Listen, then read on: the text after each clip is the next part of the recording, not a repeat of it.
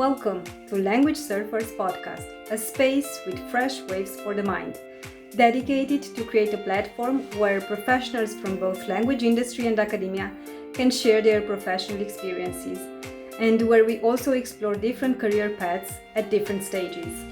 Hi everyone, welcome to a new episode of the Language Surfers Podcast. I'm really excited to have here today with me Alexandra Santamaria Urbieta. She's a full-time professor at the Universidad Internacional de La Rioja. And Alexandra, thank you so much for accepting the invitation and sharing your time today with us. Thank you, Anka, for such a great opportunity and for having me here today. It's a real pleasure, so thank you for having me here. Yeah, it's great to have you here. I'm really excited to start our conversation. But before we start our topic, which just to give some heads up to the community, it's going to be about first-time professor. I would like to ask you about the beginnings of your academic career.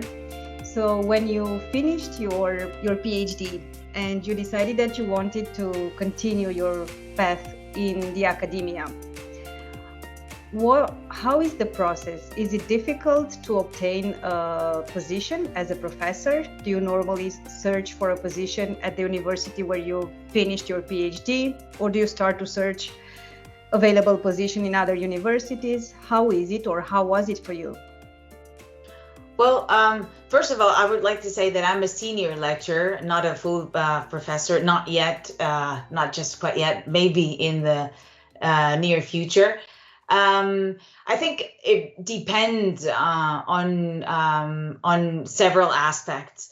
First of all, your personal life, if it takes you somewhere else, if you decide that you have to move or you want to go live in another country, in another city. So that really depends on several aspects of your life, personal life. And Normally, people tend to stay where they did their PhD. That's what they normally do, but that's not always the case. In mine, particularly, I had to move from where I did my PhD, and I went to Madrid. And in Madrid, I decided that I wanted to, well, I've always wanted to work in academia. I always wanted to be a teacher, a university teacher. I also worked at a school as a primary and secondary teacher, English and German. So I know a little bit about that too. But I definitely always wanted to be a higher education teacher.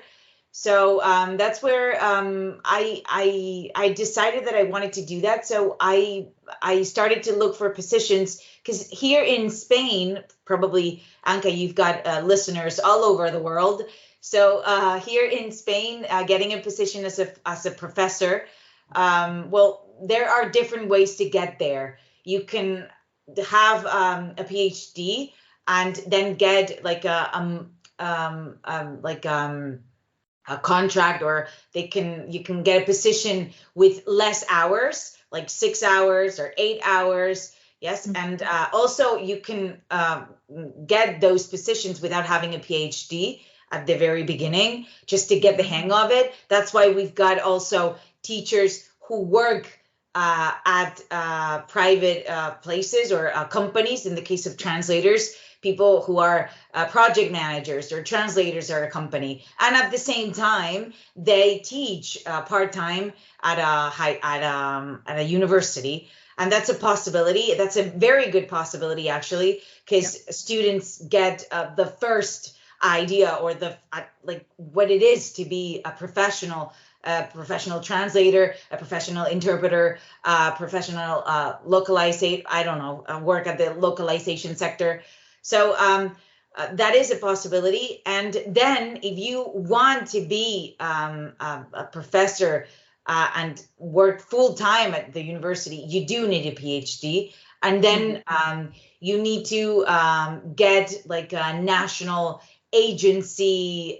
You need to be how do you say that? Getting certified, yes, by the national agency that we called the ANECA. Now that it's Halloween, when we are recording this, so it's the scary ANECA, and we have to get certified for different positions as professors.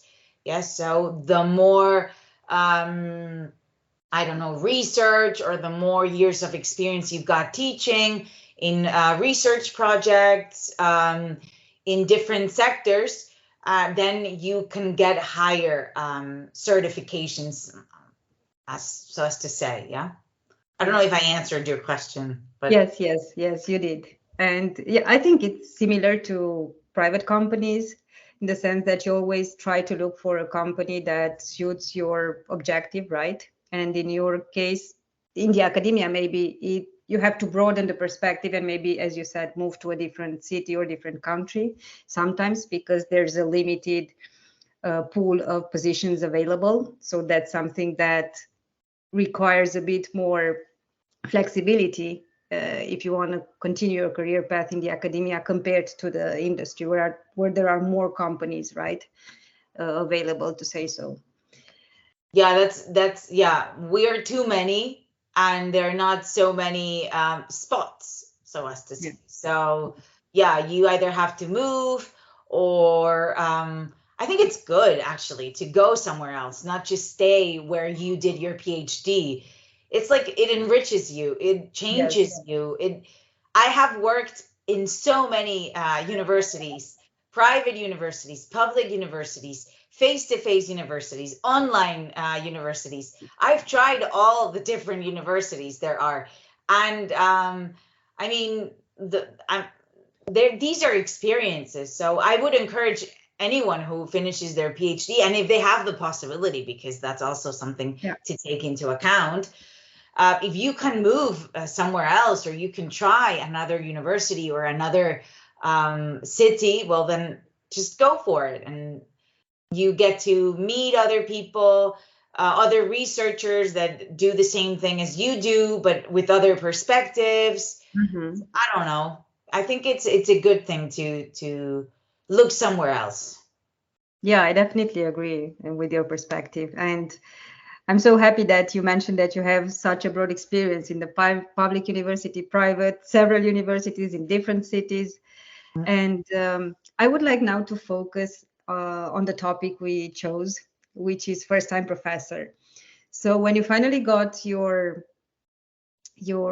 place at the university where you are now, can you tell us how is it? So let me share a bit from the private perspective. So normally, in my case, I apply for a job that I want to have in a company that I have chosen. And you get anxious the first day, right? When you go to the office and you meet the colleagues, you meet the managers, then slowly you are being introduced to the clients, and you start to learn what you have to do and then do your job. But I would like to focus on the same experience from the academia. How is it? How do you feel when you have to go to the university for the first time? How is it to be professor? How do you get to meet your colleagues from the department? Who introduces you to the rest of the colleagues? Just share with us your experience. Well, in my case, at the same time, I used to work at different universities because, well, at the time, I didn't have a lot of research, research experience. So there were different job posts to which I applied. And they gave me only a couple of hours at each different university. So it wasn't only, I didn't work, like the first time I went to a university, it wasn't like the only place I worked at. So it was kind of different. The first day, I think it's, if you have experience as a teacher, normally we do all, who hasn't taught as I don't know, English for kids, has worked as at a school, at a language school for a couple of hours, or I don't know. In my case, I also worked at a school, at a private school, so I had experience teaching. Is it the same? Well, maybe I would say that it is not the same, because we've got students that actually want to be there, that have decided to enroll in a translation and interpreting degree, or even a master's degree in bilingualism, or because I've taught different degrees and master's degrees. And the first day you get there, if it's in my case, if it's face to face, well, normally somebody introduces you to the rest of your workmates or other teachers that also, you normally arrive there and you just introduce yourself and say that you're the new teacher and you will be in charge of teaching this subject. And they welcome you, and they help you in any way they can, because everywhere I've been, they've helped me.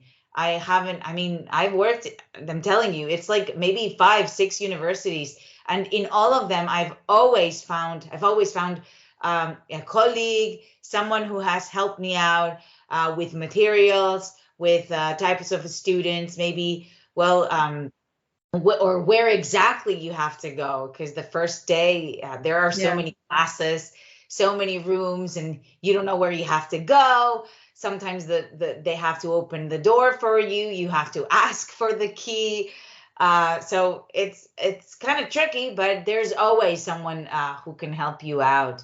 And the first day you get in front of your students, I think if you like what you're doing, it's pretty easy.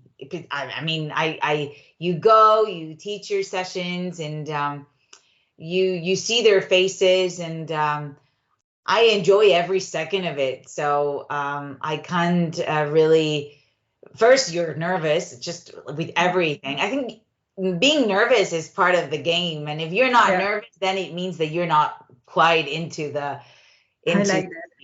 into the job. So I'm always nervous, because I'm always wondering if I'm doing it right, if I don't know, if I explained that concept correctly, if they understood that, if they think it's too boring. I don't know. You see that in on their faces, especially when it's face to face. When it's online, that's a whole different story. I don't get to see them, and I get to ask them if they're getting bored, or if they're just turning on the television.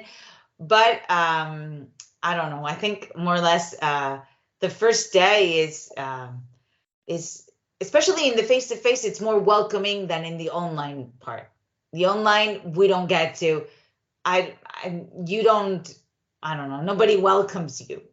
It's not. There isn't a teacher or staff room where you go and all of them, or I don't know, they are just working on their thing. No, here you get a link, you've got a Moodle or a Canva, or any web platform where the subject is located or allocated, and then you click, you enter, the window opens, and you have a session with 17, five students, and well, that's you in front of the camera.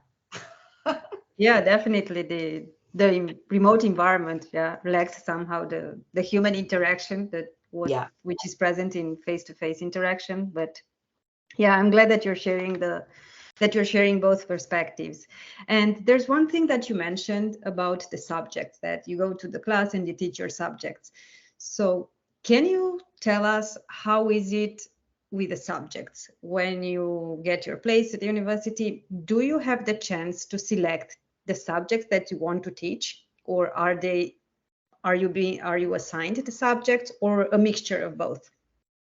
Well, I've experienced both ways of selecting or being given a subject.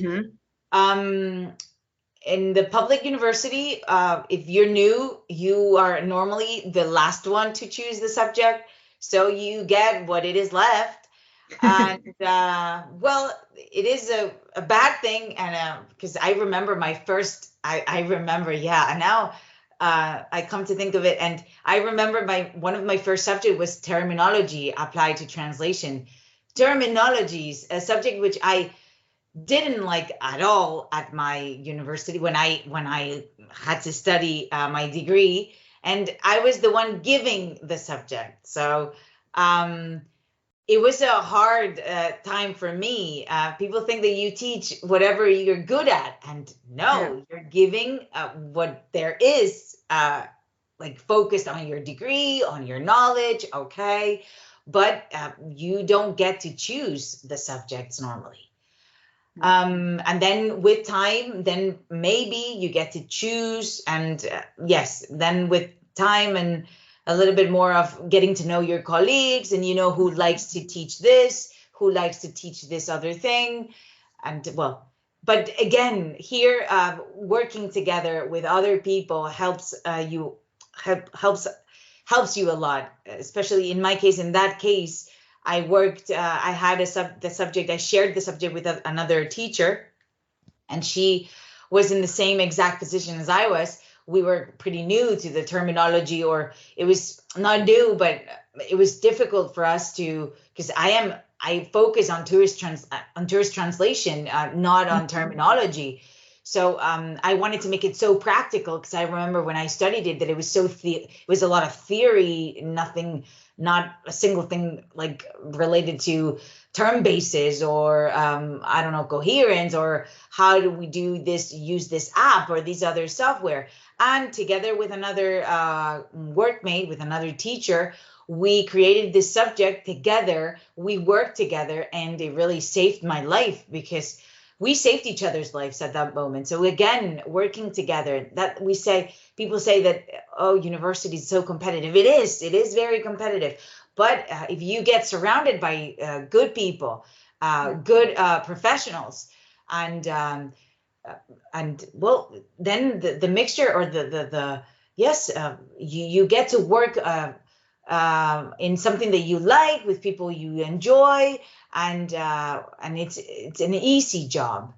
And in the private sector, in the case of, for instance, at UNIR, the degree, I already worked at UNIR before the degree was starting, and I always wanted to. I knew it, like when someone told me that my university, UNIR, was getting like was going to start with the degree on translation and interpreting. I knew that I wanted to be there, no matter what. I wanted to teach that degree. So I started like asking people, and here at UNIR we have a special, well, a different kind of way of teaching the sessions and teaching the subjects. And normally the person who elaborates the content, this is something different to what people at public university are used to. When you go to the public university, you're not giving the materials, you're just giving a syllabus, and Mhm. you've got a table of contents, and that's what you have to teach. You've got a list of references, and that's it. And here, where I work at UNIR, we are giving everything. We have 10 units. The 10 units are written down. We have all the content. We've got everything written down, the activities that they have to do. We change the activities year after year, or we maybe adapt them to the new Mhm. realities, or to new professional paths or careers. But the content is always there. It's always the same. So the teacher is not left alone. You have to work on your own content. No, Yeah. we give you the content. What you have to do is probably use a supporting a PowerPoint or a Genially, or anything that you're using to support your classes. But Mhm. but it's a different type of way of presenting the subject. And in those cases, I was the one who wrote the content of a lot of subjects. So I said, okay, I write them, I develop the contents, but then I teach them. And so I got the chance to choose tourist translation, which is something that it's, well, a dream come true for someone who spent 4 years of her life writing a PhD on tourist translation, and then project management and CAT tools, because I like everything related to new technologies and CAT tools and software and AI, artificial intelligence, machine translation, machine learning, large language models. I don't know, all of these stuff. So, well, it's kind of different in the public, in the private,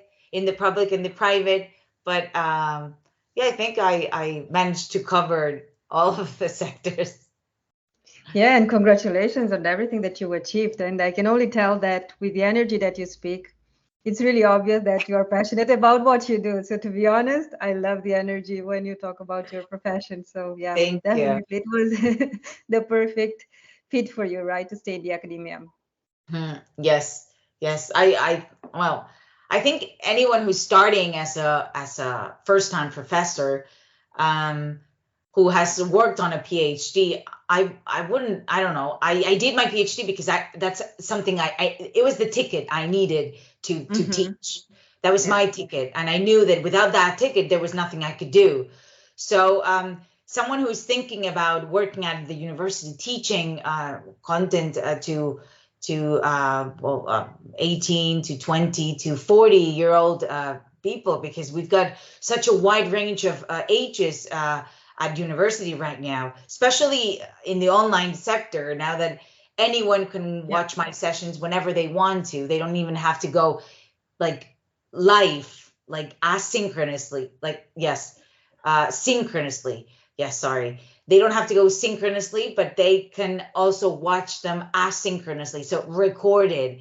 So that gives a lot of people the chance to, oh, I want to do the degree on translation and interpreting. I wanted to do it, like, I don't know, 20 years ago, and now I have the time. So I'm going to enroll and I'm going to do it. So I don't know, we've got such a wide range of students, and if you're a full-time, like a first-time professor, and you like teaching, and you like researching, because this is also a part that nobody tells you, because teaching is pretty cool, but in this academia, we also need to do a little bit of research. And to publish. Exactly. Yeah. That's the good thing or the bad thing. We always hear about this publish or perish. Exactly. Again, you need to surround yourself with people that like to do what you like to do, that encourage you, that give you the boost you need to write, to publish together. And if you like that, if you like, I don't know, doing, because I always tell myself, I tell people, if you like to do things, like different things, one day I have a conference, I go to a congress. Then another day I have a paper published at a journal about something that I enjoy, about translation, about professional careers for students. And I publish things that I think are useful for both translators, even if it's a glossary or a database, or I don't know, for students who are looking for different career paths. Then I also do that. Another day I teach other teachers how to teach online, or how to teach remotely. I don't know. I do so many different things that I can't. I think that a first-time professor who's thinking about taking this job, if you like not doing always the same, then this is your job. That's what I would say.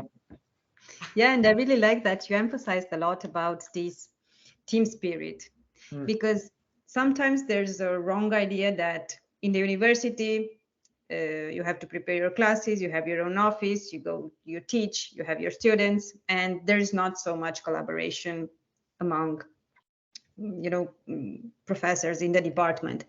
But I think that from the beginning of the interview, You've mentioned it and you've highlighted it so well that there's a lot of collaboration and teamwork and team spirit, and that you support each other, right? To do research together, to publish together.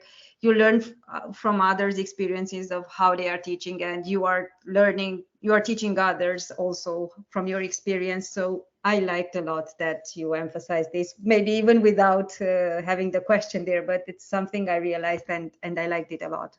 Yeah, yeah, I wouldn't be here if it wasn't for the lovely people I've met and the great professionals that have worked with me, and everywhere I've been. I mean, every university, public, private. I wouldn't be here without all of them, and well, especially Elena Alcalde. Have to say, I wouldn't even be here without her. So. Working together, collaboration, I think it's key. If you want to work alone, and I work online, I mean, it would be easy for me not to work on my thing and not having to connect with other people. But I think that my work wouldn't be as enriched, or it wouldn't be so different or with different experiences if it weren't for other people that I work with here and in other universities. Yeah, definitely, definitely. And you mentioned also on several occasions, that you are now teaching at online in a remote environment. So I would like to know from your perspective, what are the challenges and the rewards from teaching online? How difficult is it to connect with your students? How different is the connection when you teach online compared to teaching in a room, in a real room, to say so? It's not a virtual quite one. different. It's very different, especially like I mentioned before. If your content or your students are getting bored, you can see it on their faces. You know, it's obvious. But here in the online environment, they see me, but I don't see them. Like I am the one constantly on the camera, and they can use their microphones. They could even turn on their cameras if they wanted to. But if we, like today, I had, I don't know, 30 students. So if they all turned on their cameras, well, that would be a bit messy, especially because of the internet connection. So probably that's not a good thing. But at times when they have questions, I allow them, they can freely raise their digital hand. Yeah.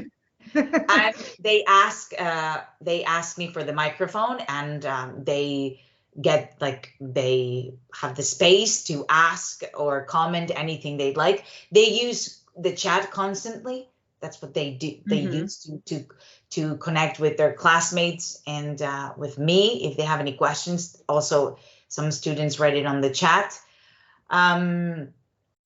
Is it different? Yes, it is very different, especially because online teaching needs you to trespass the camera, to connect with them, or that they connect with you. So the tone, how you explain it, the support that you use, if you have activities, if you put them in groups, if you do different types of activities and different sessions, or you use, I don't know, tools like Mentimeter or I don't know, Bbox, or different classroom response systems that show you that they are engaging with the session, that they have to answer questions, do activities at the same time that they're watching you.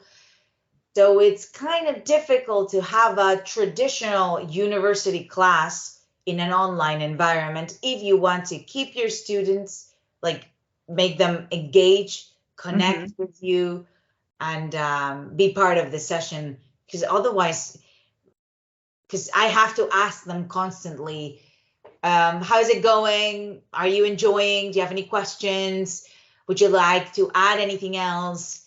And in the face-to-face class, it's easier because you go and ask someone a question. And I also do that because with a couple of sessions, you get to know their names and well, you see them, but it's like easier for you to know who is the chatty one, who likes to present or who likes to participate a lot. Also like in the face-to-face session, but in the online, especially my subjects, especially CAT tools, when I teach Trados or WordFast or MemoQ, that's difficult to teach a computer-assisted translation tool because I'm not in. It's not like they go to a session, to a class where you've got all the computers and they raise their hand. I have a problem. I don't know how to do this. Here I have 60 different computers, all of them with several different characteristics. So it's difficult to answer the questions. They need to record their screen. So I have to see what is happening. So it's a lot more work. It's a lot more work. And also, I suppose that the number of students that you have in online is higher than you would have in a traditional class, right? Well, yes, we do have like 68 or 70 students, but they don't normally come to the sessions, like all of them at the same time. No, because they have the chance. I record every session. Every session must be recorded. And then they just go and watch the session whenever they want to. So maybe they like 20 people come, 30 people come, and then others watch it whenever they want to, and they ask questions through the forum. And that's when you got a lot of more work because it's not the questions asked in the session, it's questions asked outside the session, asynchronously through a forum. And well, it takes more time. Yes. Yeah. You need to be like more, you need to pay more attention to the forum. You need to be there for these students. You can't leave a student without an answer for more than 24 hours, because if you do that, the student will think that he's alone, she's alone, and we don't want that. We want him or her to know that we are here, that we can help them out, that they're not alone here studying the degree. So you have to be very like paying a lot of attention to the forum, to their questions. So it's a different kind of teaching. Yeah. And from your personal perspective, which one do you prefer? I knew that question was coming. Yes. I wouldn't know what to answer, actually. I wouldn't know. Online is easy, like it's cool because you can do it anywhere you want, and you can take your computer anywhere, and then you can give or teach a class. And that's cool because you got a job, and I can do it whenever I want to. I can put the sessions whenever I want to. So that's a nice thing to do. But I also like connecting with the students. And I remember when I was in the face-to-face class, that students, when they came to your sessions, and then they, I don't know, commented or they gave you comments, they went to your tutoring sessions. We also have tutoring sessions, and they normally come, they turn on their cameras. But I don't know, it's different. You've got a lot more connection with students in the traditional, let's say, in the traditional class. But I don't know, I like online teaching too. It's a challenge every time. So I like getting to know them a little bit, so that they feel that I'm not just, I don't know, a cyborg there online, that I care. And I like both perspectives. Yeah, I think I wouldn't know. I would do sometimes online and sometimes face-to-face. Like the hybrid type of. Yeah, that would be cool. That would be cool. Yeah. Yeah. And talking about your students, do you think that the fact that people now have the chance to do a degree online, do you have students from a higher percentage of cultures in the online than in the traditional one? Well, Is it more difficult to deal with students from such a high variety of cultures? It's a very good question, especially from the translation point of view. We get different student. We get students. UNIR has it's a university that it's online, and we've got students, especially from Spain normally, and South America also. A lot of students from South America and other students around the globe. Yeah, I would, because mainly they're from Spain and from South America.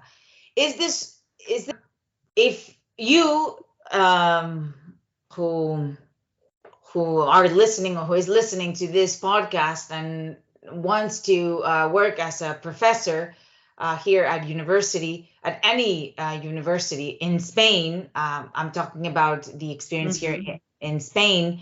You need to consider, first of all, that you needed to have a PhD. And PhDs have evolved and changed a lot. Before we had to write a, I don't know, 500-page 500 that not even your parents were able to read.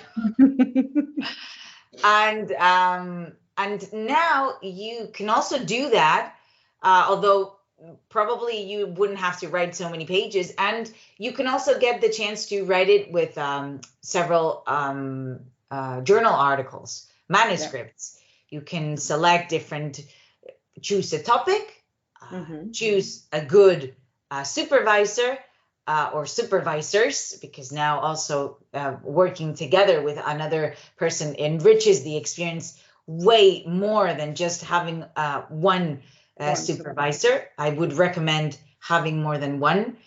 And if they work together, like if they're a team and you get the best out of both worlds, that would be even better.